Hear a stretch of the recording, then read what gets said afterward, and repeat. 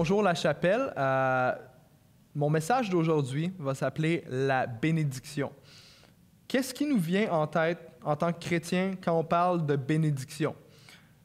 Pour moi, quand je pense au mot bénédiction, il me vient plein d'images. Donc, en premier, il y a ma femme, Marissa, qui me vient en tête. C'est une bénédiction pour moi. Je pense à mon appartement dans lequel j'habite. C'est un bel appartement. Je suis béni. Je pense aux bénédictions financières. Je pense à mon travail à la chapelle qui me bénit aussi. Je pourrais nommer plusieurs autres choses, mais je pense que vous avez compris mon point. Donc, pour moi, le mot bénédiction a vraiment une connotation positive. J'irais même jusqu'à dire que ma compréhension de la bénédiction est majoritairement, et quand je réfléchissais au message, je me suis gratté la tête puis j'ai dit, OK, finalement, est-ce que c'est vraiment ça? Ma compréhension a souvent même une connotation mondaine, je dirais. Donc, est-ce que ça se pourrait que la bénédiction de Dieu soit quelque chose de bien plus profond que qu'est-ce qu'on peut s'imaginer, que notre vision très positive, très je suis béni parce que j'ai plein de choses et je vis dans l'abondance. Est-ce que ça se pourrait que la bénédiction, le thème de la bénédiction soit quelque chose de beaucoup plus profond que ça? Donc, pour notre étude d'aujourd'hui, on va aller dans Matthieu 5, 1 à 12. Voici qu'est-ce que le texte dit. « Voyant la foule, Jésus monta sur la montagne. Il s'assit et ses disciples s'approchèrent de lui. Puis il ouvrit la bouche et se mit à les enseigner. Heureux les pauvres en esprit, car le royaume des cieux est à eux. Heureux ceux qui pleurent, car ils seront consolés. Heureux ceux qui sont doux, car ils hériteront de la terre. Heureux ceux qui ont faim et soif de justice, car ils seront rassasiés. Heureux les miséricordieux, car ils obtiendront miséricorde. Heureux ceux qui ont le cœur pur, car ils verront Dieu. Heureux ceux qui procurent la paix, car ils seront appelés fils de Dieu. Heureux ceux qui sont persécutés à cause de la justice, car le royaume des cieux est à eux.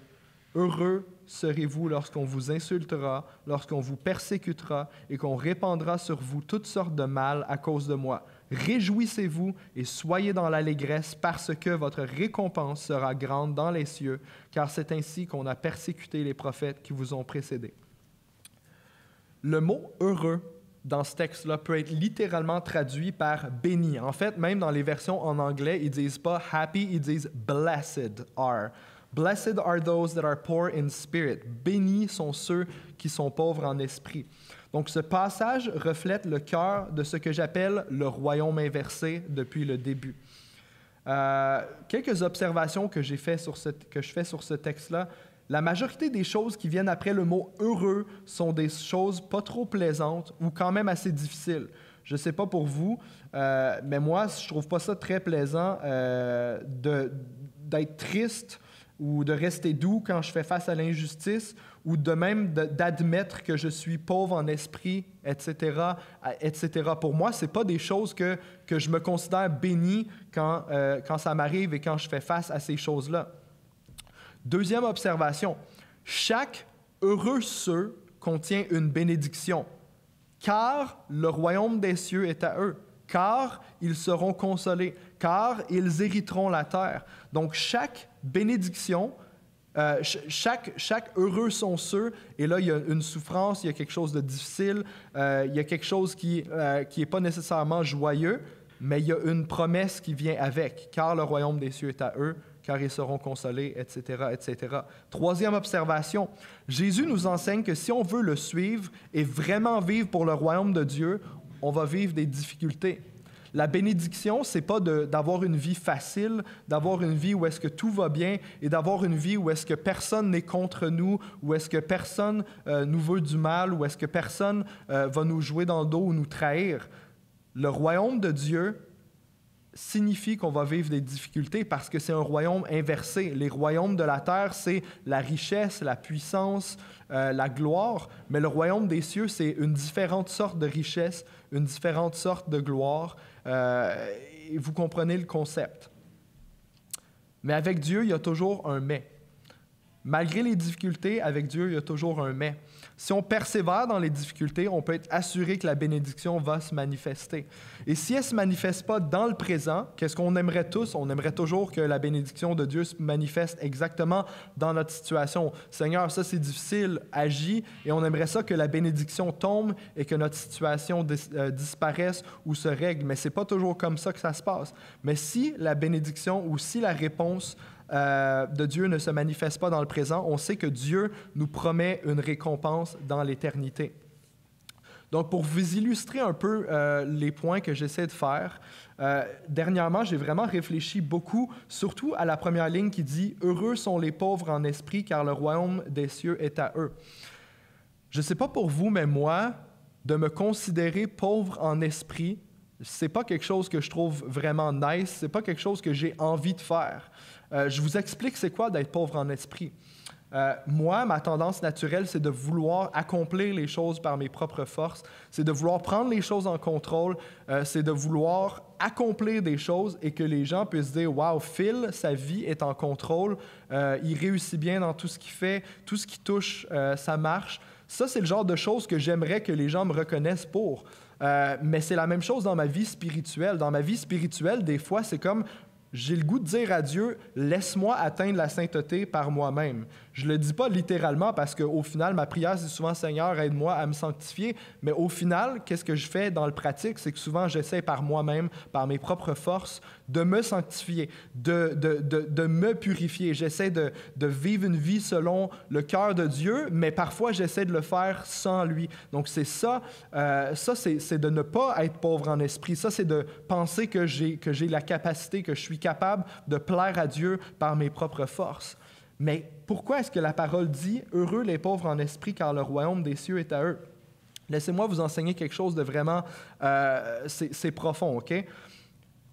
Le royaume de Dieu et le royaume des cieux, c'est la famille de Dieu, c'est le monde. C'est qu'est-ce que Dieu veut bâtir dans les lieux célestes, mais aussi au travers de moi et à travers l'Église.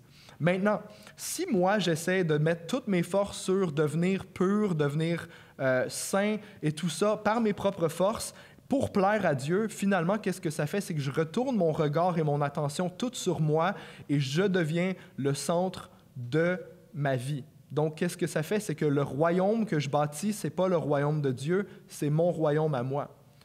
Mais qu'est-ce que je dois faire? Pour être béni, je dois me détourner de moi, je dois accepter que je suis pauvre en esprit, que je n'ai pas les ressources spirituelles à l'intérieur de moi. Ça me prend le Saint-Esprit, ça me prend la grâce de Dieu, ça me prend son amour, ça me prend ses révélations, ça me prend sa parole pour être capable de marcher selon les voies de Dieu.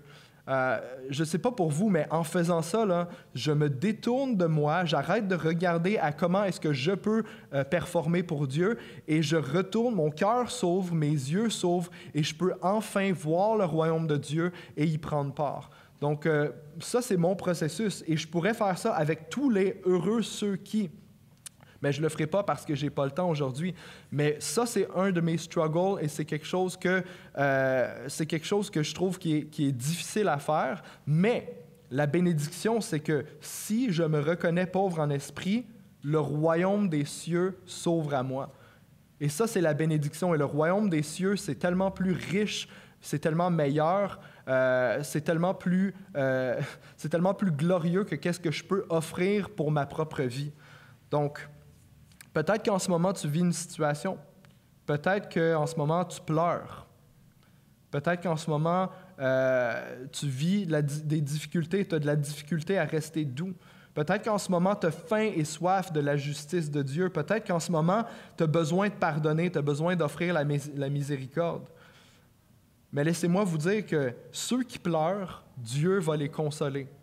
Même si tu pleures en ce moment, Dieu va te consoler. Il y a une consolation qui vient de la part de Dieu qui est meilleure que toute consolation humaine, laisse-moi te le dire. Si tu as de la difficulté à rester doux parce qu'il y a quelqu'un qui vient vraiment te chercher sur les nerfs, qui vient vraiment te donner des difficultés, mais laisse-moi te dire qu'il y a une promesse que tu vas hériter la terre si tu décides d'être doux, si tu décides de te conformer à l'image de Jésus envers cette personne-là. Laisse-moi dire que si tu as faim et soif de justice, si tu as faim et soif de voir le monde être réparé, si tu as faim et soif de voir les pauvres être nourris, si tu as faim et soif de voir ceux qui souffrent avoir la consolation, Dieu va t'utiliser pour ça. Dieu va t'utiliser et la promesse, c'est que tu vas être un instrument dans les mains de Dieu pour apporter la justice. Heureux tu peux être si tu as besoin de pardonner à quelqu'un parce que il vient la promesse de miséricorde. Si tu fais miséricorde aux autres, tu agis comme Jésus a agi à la croix et c'est une des choses les plus merveilleuses. Si tu offres la miséricorde, tu vas recevoir miséricorde aussi de la part de Dieu. Donc, c'est comme ça que je voulais vous encourager aujourd'hui. La bénédiction, c'est pas toujours d'avoir beaucoup de biens matériels, d'être béni parce que tu as, je sais pas moi, une femme ou un mari que tu aimes, ou d'avoir un appartement ou d'avoir une job qui te remplit. La bénédiction, parfois, c'est d'avoir des souffrances, mais que ces souffrances-là produisent un fruit éternel. Et si c'est toi aujourd'hui, je t'encourage à continuer et à lire ce texte-là et à t'approprier les promesses qui viennent avec les « heureux sont les » ou « heureux ceux qui ». Donc, merci d'avoir été là ce matin et soyez bénis, la chapelle.